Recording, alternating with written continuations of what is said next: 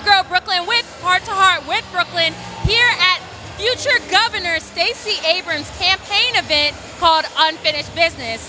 Today she'll be interviewed by Charlemagne the God, 21 Savage, and Francis Johnson. So hopefully we get some good insight about not only her campaign, but also her future plans if and or when she wins the candidacy. So stay tuned.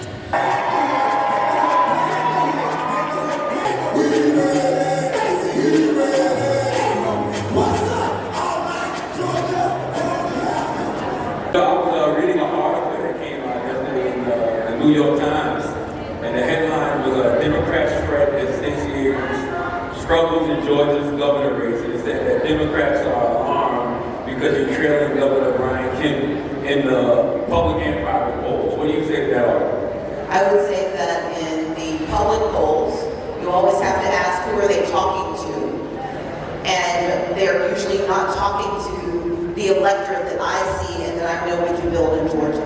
In 2018, I was told that I was spending too much time talking to people of color, talking to black people and brown people, talking to women, that I needed to focus on a very narrow segment of the population. I disagreed, and I had the single highest turnout of Democrats in the history of the state of Georgia. This time, we are facing a well-funded incumbent who is spending money that has been brought to the state by Raphael Warnock, by John Ossoff, by our congressional delegation. But we also are living through, we're still in a pandemic. We are still dealing with the crisis of healthcare and affordable housing. People are despondent and they're disappointed because it's hard.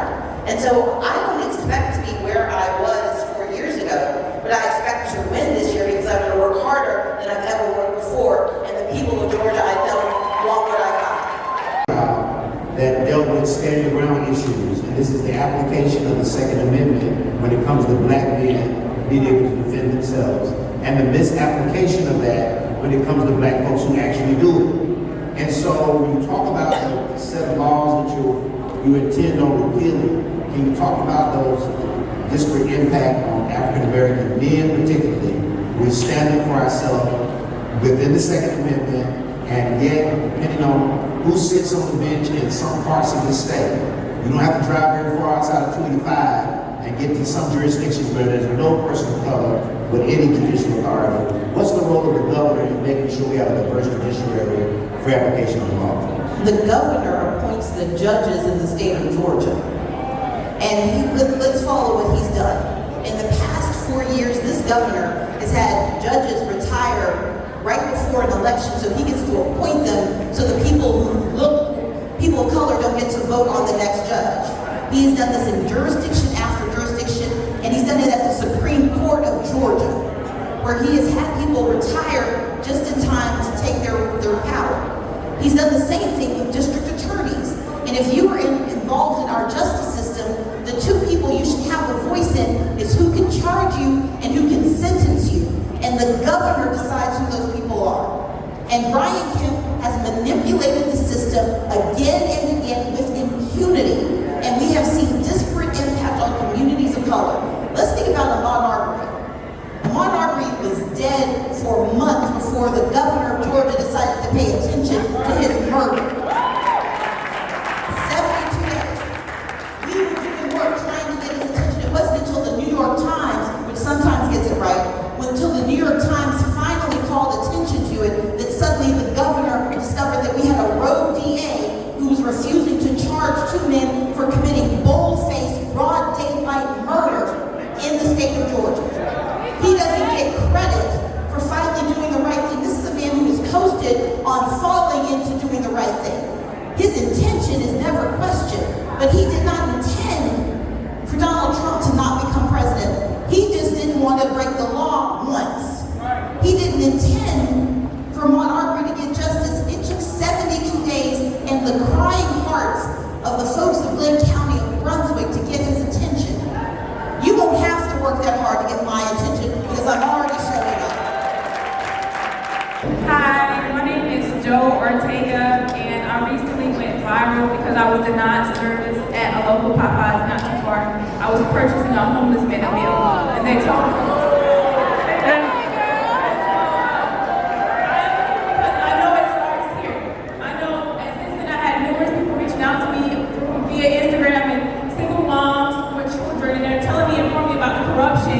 in these shelters here in Atlanta. So I want to see about what can we do for that homeless population. Absolutely.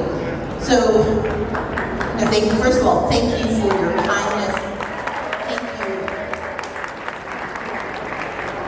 Thank you for your charity of spirit. Georgia has a significant homeless population, and it is comprised of homeless veterans. It is comprised of men and women who have dual diagnoses, who have mental illnesses. It's comprised of women and children, many of whom simply can't afford to live inside anymore. And we have extended stay hotels that are taking advantage of our people. We have discrimination in the provision of housing because they can discriminate about the source of your income. And so our homeless population is underreported because we've got people who are couch surfing, who are hotel surfing, who are car surfing, and don't get included. Brian Kemp's answer was a couple of weeks ago to let $62 million to a bunch of different organizations, but the Housing Trust Fund in Georgia has $3 million in it. You can't solve a multi-million-dollar problem with a one-time infusion of money you didn't want to have in the first place.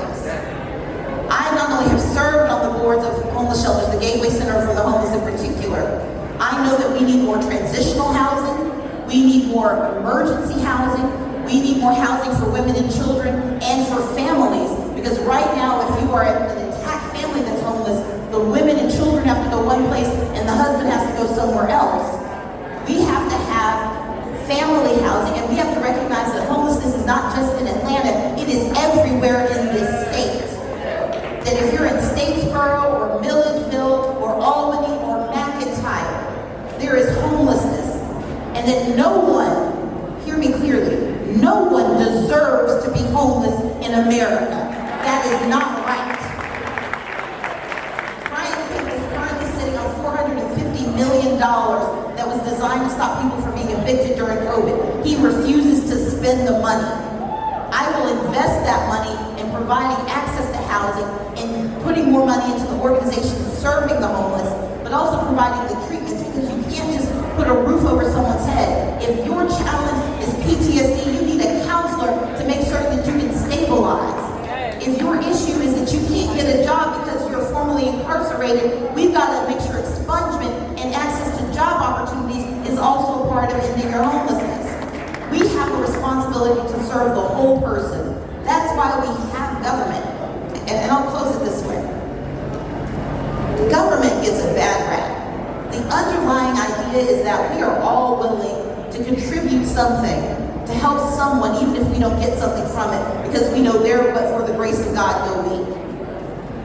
It is the most amazing idea that we are willing to pour into a system to serve one another, to educate one another, to provide health care with one another, to get job opportunities for one another, to house one another.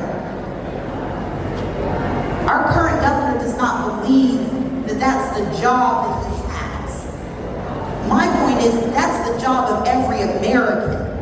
Our responsibility is to look after one another.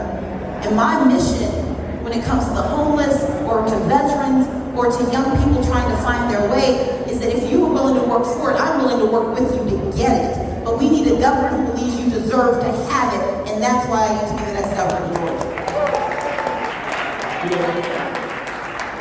I wonder, Stacey, with all the various voter suppression laws put in place here in Georgia, does being governor actually feel like an attainable dream? Absolutely. Georgia has 13 military installations, but we have one of the fastest growing rates of veteran homelessness in the nation. And because Georgia had so many people in the National Guard called up, we've got a lot of folks who do not qualify for benefits. If we don't expand Medicaid, they don't get health care. We've got a lot of veterans who are being denied health care in our state, black men who served and protected but can't get a doctor's appointment.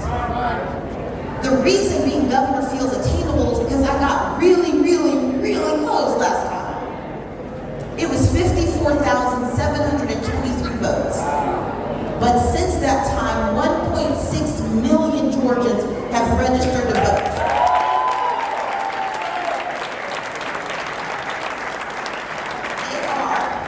They are disproportionately young, people of color, and they are eager for change, but they don't know they can have it. This is an attainable goal because if 5% of that population votes for me this time, I'm the next governor of the state of Georgia. But here's the thing. There's some people who are like, well, this isn't as exciting as it was in 2018. I can't be brand new every time. The first time was to get you to believe. The second time is get you to do. And that's what we need. We need folks to believe in their own energy and their own power. I need everyone for the next 60 days to talk about this election like your life depends on it, because it does. We deserve leadership that sees us, that serves us, and that believes in us. And the current governor has proven on every one of those metrics that he does not care.